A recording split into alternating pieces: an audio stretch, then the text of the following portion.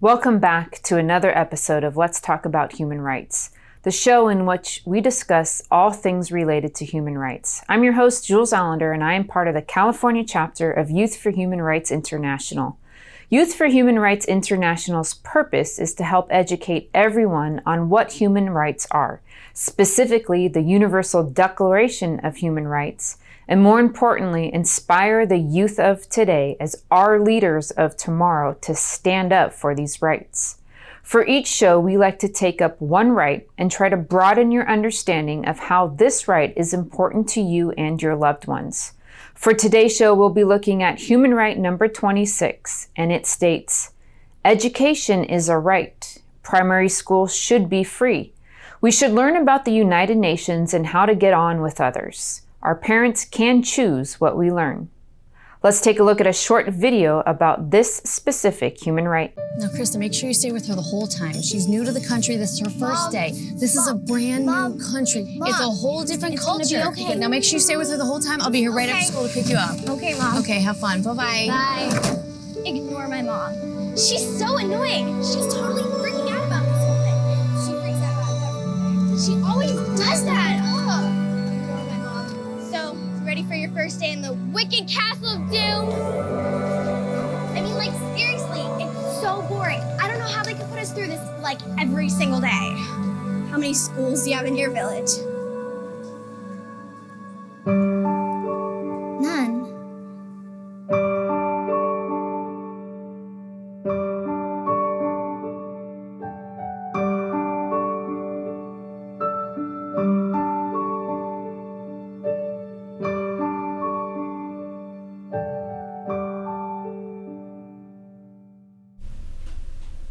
Let's examine these ideas a little more closely.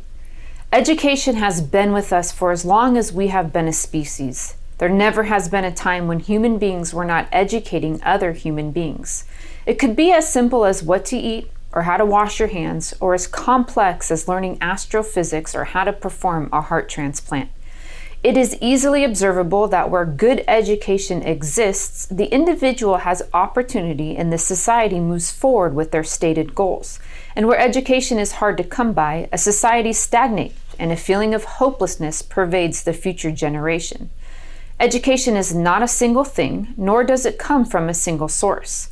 There's the education your parents and grandparents passed down, which is mostly cultural. Culture has to do with your religious beliefs, morals, race. It is a broad subject where we all learn our family history, their achievements and failures, and the lessons learned from those experiences. Learning about your own culture helps you to understand other people. Every person comes from a particular culture. There are as many cultures on Earth as there are places to live. Then there's formal education or schooling. Learning the basics, reading, writing, and arithmetic. These basics subjects are the foundation that almost all future education is built on. Being able to read and comprehend a book, write out an answer, and do basic arithmetic are needed to assimilate any technical skill. There is another basic skill that should be included with these three, and that is how to research a subject. With these four areas intact, an individual can eventually champion any subject. Next is socialized education in trades or college degrees, where the focus is not generalized but more specific. On-the-job education, taking what you have learned elsewhere and actually learning how to apply it to a specific job. I am sure that there are many more categories that could be listed, but these would suffice. In today's world, the cornerstone of education is literacy, the ability to read and comprehend what you are reading. Another important aspect of education is the ability to then go and look for yourself to see if what you have read is true. This ability brings about certainty, and certainty, not data, is knowledge. One thing education is not is indoctrination. Indoctrination could be defined as telling someone the way things are without inviting them to look for themselves. Part of a good education is learning how to look, learning how to affirm that what you were taught was true. With literacy intact, the individual is not confined to the classroom or beholden to an institution. With literacy, there is a freedom to continue one's education into anything that individual considers important. With literacy, you can expand upon what you have learned. There is another very important aspect to education, and that is how education promotes equality. It may not be apparent at first, but people who are better educated on how a society works, how the things they own work or are made, why rules are the way they are, or how their government works and how to change it and have an easier time in our society. If they understand how finances and money work, the math behind loans and interest, and have a basic understanding of math, then they are less likely to be taken advantage of. Those that are not educated, do not understand the agreements or how things work, and are much more likely to be made into victims of all complexities of society. They will take a job not realizing it won't cover their actual expenses or take a loan that they cannot afford. They can more easily be taken advantage of by an unscrupulous person. These are symptoms of inequality. Behind these symptoms is a bad or missing education. While education alone cannot solve all societal inequalities, it is a powerful tool for promoting equal opportunities, social mobility, and a more inclusive society. By investing in quality education and ensuring equal access for all, societies can work towards reducing disparities and fostering a more equitable future. It is no different today than it was in the past. If you go back to 200 years ago, people had to learn how to tell good water from bad water, how to stay clean without running hot and cold water, how to navigate, ride a horse. The difference is, most of these things they could learn at home from their parents or grandparents. As society has advanced, it has become more dependent upon educational institutions. Unfortunately, educational institutions are not very personalized, and people begin to slip between the cracks. In the United Nations Charter, there is a very specific qualification made about education. That parents have a prior right to choose the kind of education that shall be given to their children. Too often, the state tries to take control of education despite the parents' wishes. This is more destructive than just limiting the breadth of a child's education. It breaks down an important component of getting a full education, and that is the support of the parent, let alone breaking down an important building block of society, the family. The ability to be educated, the awareness that there is more to know, and the certainty that you can learn and use it is an important part of any education. With these skills intact, a person can, if they wish, pursue just about anything in life that they can imagine. My guest today is an educator, a lecturer, and was honored in 2019 as the recipient of the Los Angeles Impact Maker Award. My guest is Soraya M. Dean. Soraya is a lawyer and a Muslim feminist. She is also an award-winning international activist, community organizer, and a founder of founder of Muslim Women Speakers. Soraya works at the intersection of human rights, religious freedom, and gender equality.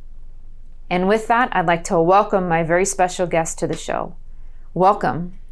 Thank you, Jules. I'm so honored to be here. Yeah, thank you for being here and taking the time and speaking with us today.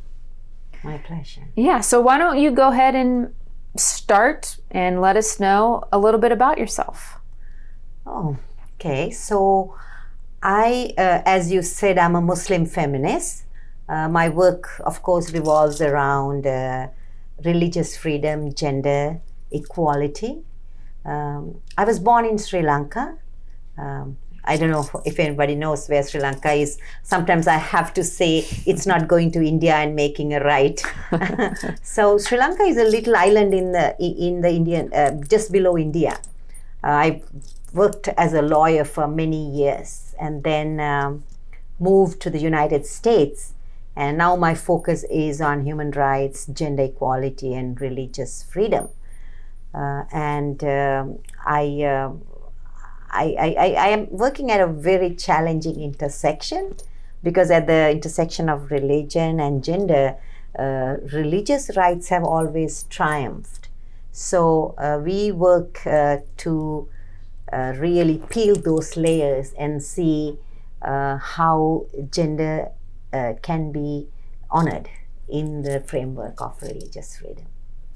Yeah, it is, when you were speaking, I've never looked at that intersection as a challenging intersection, right? Because you think that they're all rights that can go in place at the same time, but not necessarily when in specific religions or things of that nature. So it's an interesting point to be made, and maybe you can touch on a little bit more kind of how that looks and what challenges you are running into. In order to do that, Jules, let us first understand the significance of religion in our lives, in the world, in every relationship. The freedom to believe a faith or to believe a practice, and the freedom to practice or not believe something is I think fundamentally the first freedom. And in the United States, we take so much for granted because that freedom is enshrined in the Constitution, and it is also upheld and practiced. Now, there are other countries also, they have it enshrined in the Constitution, but it is not upheld and practiced. So the United States Commission on International Religious Freedom, I work with several agencies affiliated with the Commission, particularly the the International Religious Freedom Roundtable in DC, where I'm the co-chair of the Women's Working Group. Because when I joined the roundtable, I realized there was something was missing, and that was women's voices. So we see women's engagement and involvement as a critical component at that intersection. So we might just take it for granted, but believe me, if you peel the layers, if you look at all the conflict around the world, foundational to it is religious freedom. Somebody would say, you insulted my religion, or you didn't practice this religion in a certain way. And people are today killed for that. Yeah. Yes, it's a very serious topic, and it's so serious that, really you have to be crying, talking about the people around the world whose freedoms are denied by one or other groups. Yeah, absolutely. We've had prior guests, and when we get on the subject of religion, it is such like you said, it's a fundamental piece of that person's being. Right, and it is a sacred thing, or a sacred practice, or a sacred belief, which is, basically the core of that person. And every war, just about, can, when you said pull the string down, right? We have this conflict of religion and conflict of belief and things of that nature. So, yeah, it's a challenging intersection, and I applaud you for taking a hold of it and working your way through it. Thank you, Jules, because last year, we just concluded in New York, the UNGA, United Nations General Assembly. Heads of all states were there. They debated, they spoke, and I don't think they did address sufficiently women's freedom and religious freedom. So I remember last year with a group of my fellow activists, we went to the United Nations General Assembly, and we advocated for religious freedom. One freedom was to really eradicate blasphemy laws. And it is so hard. You can't do that. So we have now taken a triage approach. We are like, okay, keep that blasphemy law if you want to, if you feel safe about it, but at least can you eradicate death penalty for blasphemy? And you wouldn't believe how hard that is. We were unable, we had several high-level meetings with diplomats and staff, and one country would say, go get the permission of the other country, and the other one would say, go get the permission of another country, because there are a lot of politics involved. Just as much as gender at the intersection of religion, so is politics.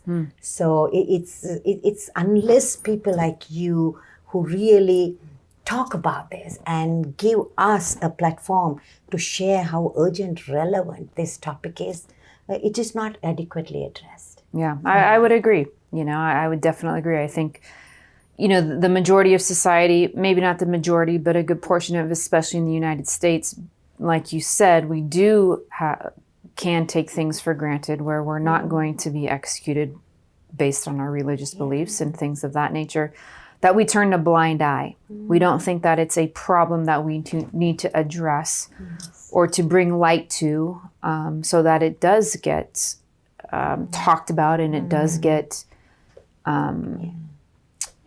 to a point where no one's human rights are being violated, because I think at the end of the day, that is the basic foundation of you being a human being on planet Earth. You get that right. Unfortunately, religion came for good. Yeah. People were given rules and systems were in place.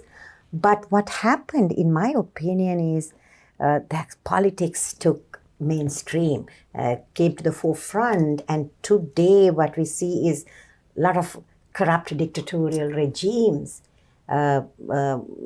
really use religion as a tool to control their people. And in that control, women are at a very bad receiving end. Yeah. And I think we have to make this a mainstream conversation. It is not anymore about, will I hurt you? Audre Lorde once said, I'm not going to stay quiet so you feel less guilty. We have to speak about it. Because this, even if you look at the Universal Declaration of Human Rights, Article 18 specifically says it does not protect a religion. Right. It protects someone's right to practice or not practice that religion.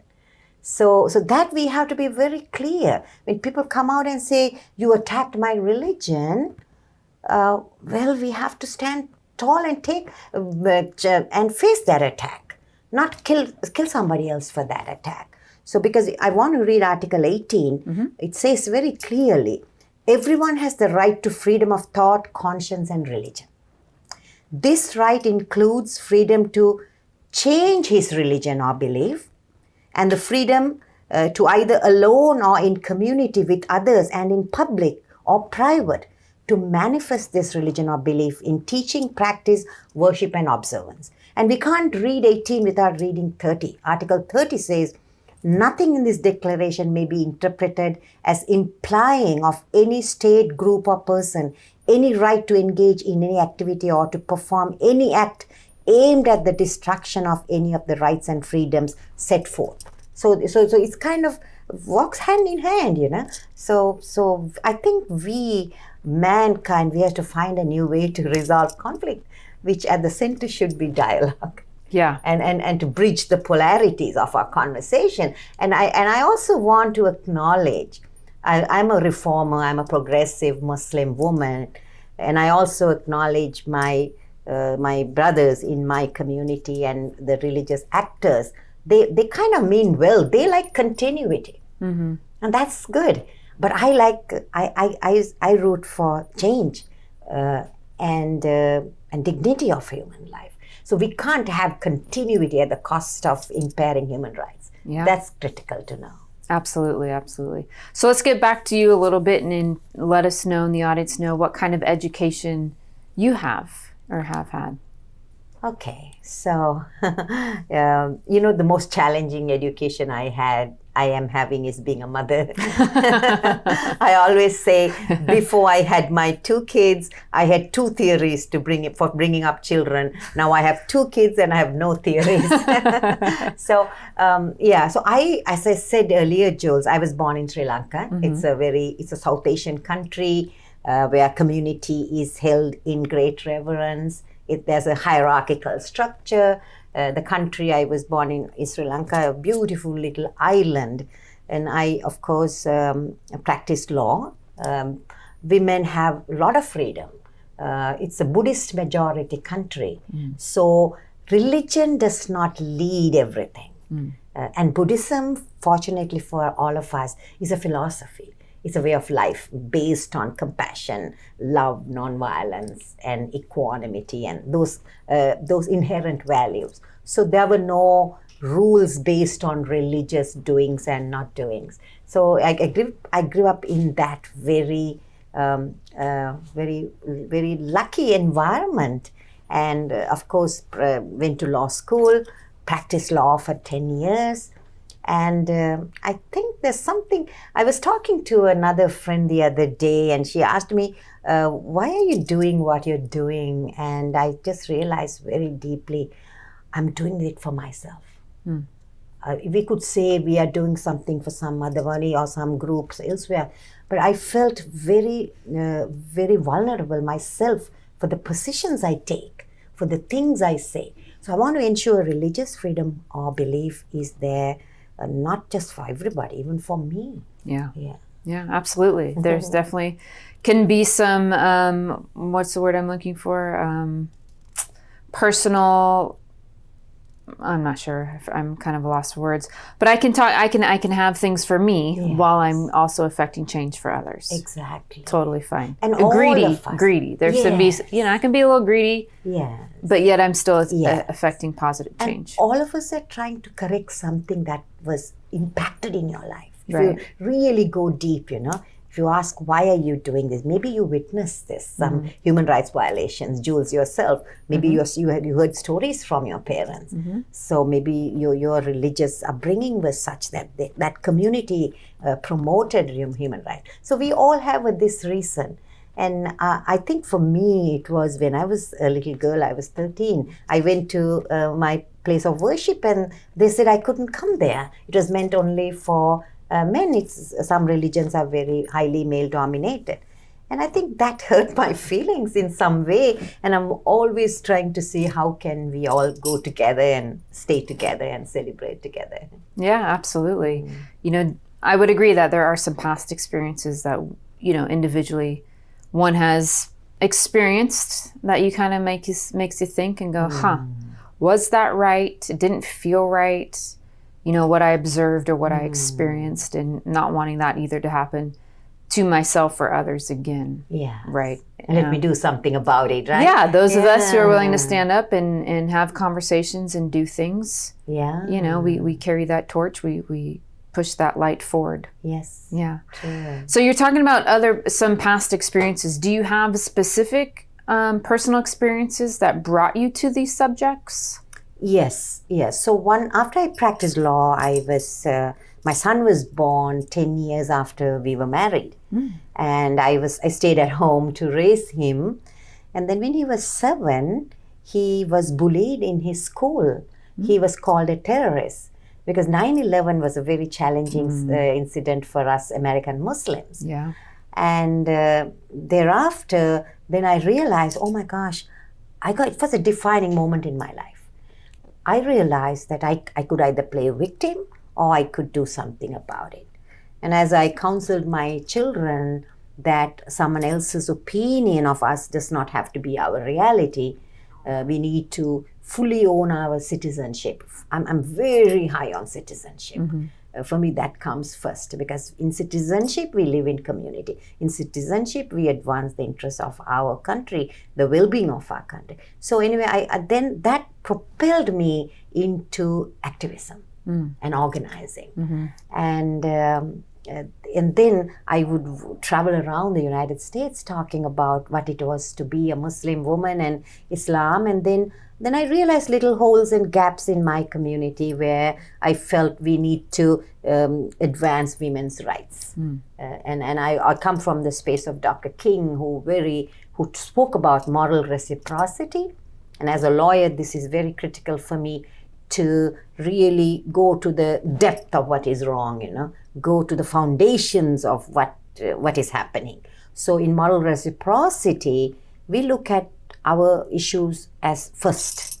Where am I falling short? And then I realized for me, it was we need to really, and I come very proudly to that place because the faith I belong to, Islam, the Prophet Muhammad married Khadija, who's the first mother, we say. She was about 25 years older than him. Yes. She proposed to him.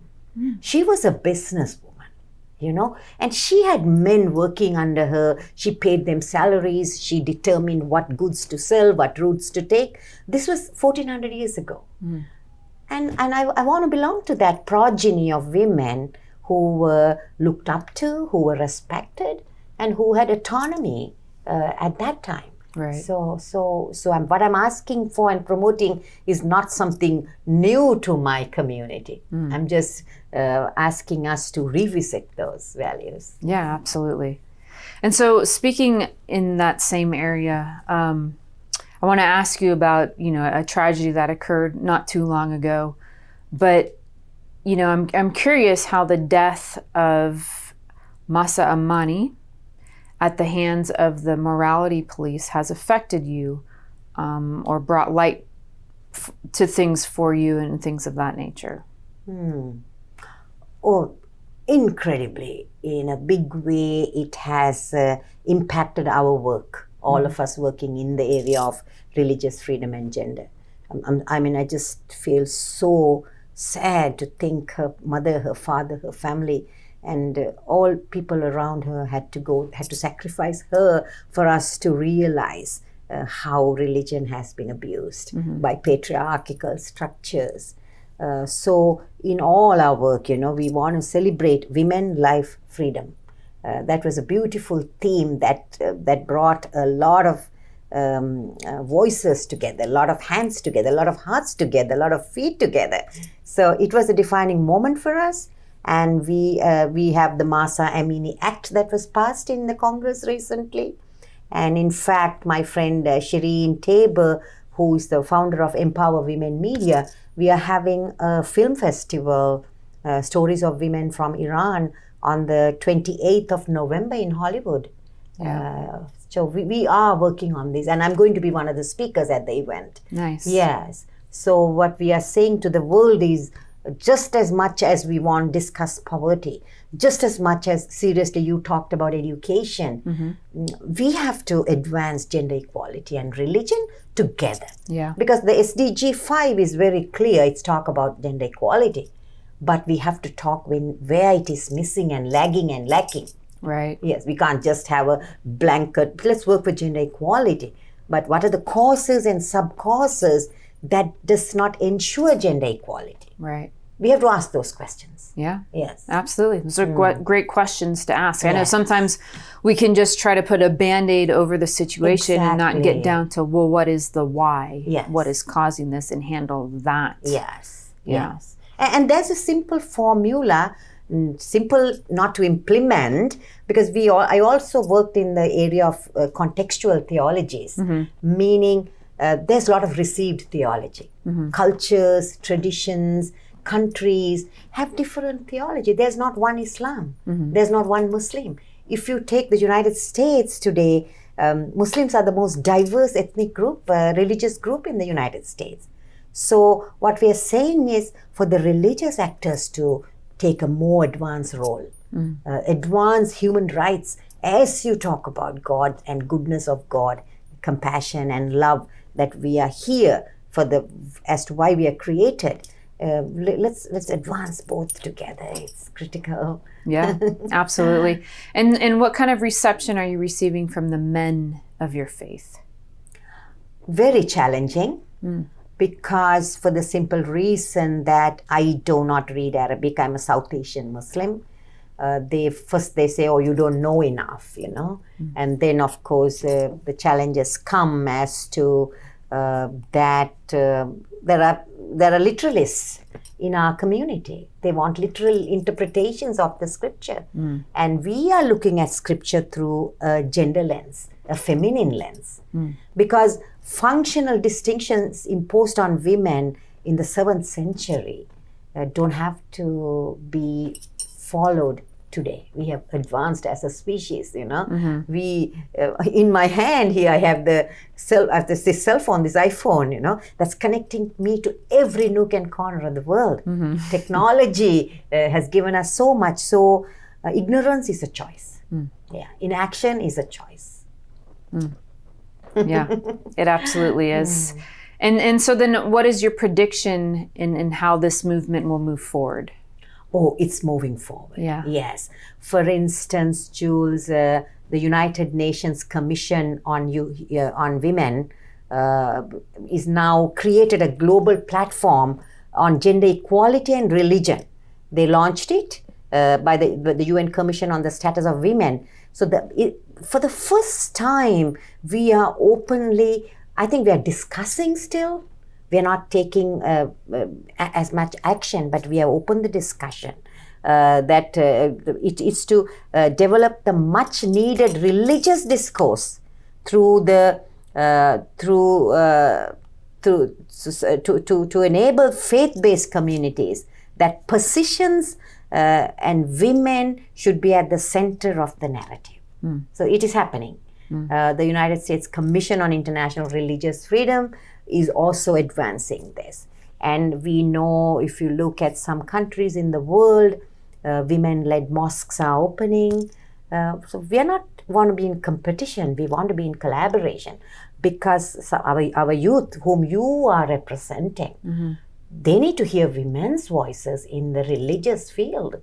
Yeah, and we see a lot of value in that. Yeah, absolutely. And so what are some other things or movements or topics that you hit upon that help this movement, or that, from your perspective and where you stand, are important? Okay, so in 2018, I got an award from the Parliament of the World Religions for my work in advancing grassroots movements. And they invited me to speak. I was on stage with the Dalai Lama. Of course, unfortunately, it was the pandemic and it was online. But they created a track called Grief. And they highlighted all stories from women. And we have to remember, in the Catholic tradition, women are not ordained. And I'm the first Muslim woman to be on the advisory board on the Women's Ordination Conference, where Catholic women want to be agents of God themselves. So there are two, October 6th, we are having a march in the downtown. We are doing a lot of work. And then this year, the Parliament of the World Religions is where about 10,000 people gather from all over the world. 10,000. This year we were in Chicago. I was there for 1 week. And I led several discussions on patriarchy, power, and politics, and a call for a feminine theology. And we see that this conversation is becoming mainstream. So we think we should look at an inclusive theology where we have a feminine interpretation.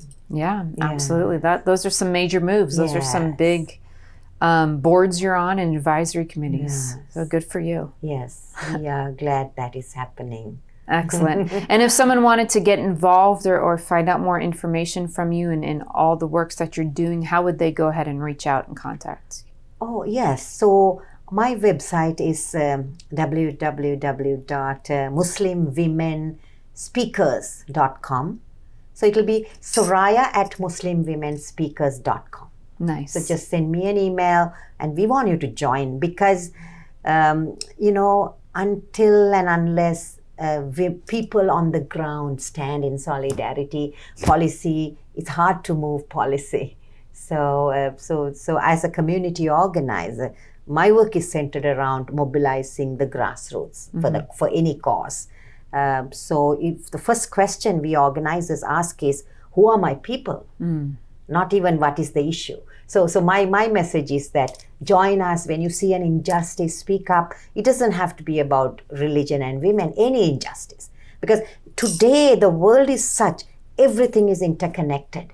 What happened to Mahsa Amini didn't happen in a vacuum, Jules. Right. It was percolating. It just came up.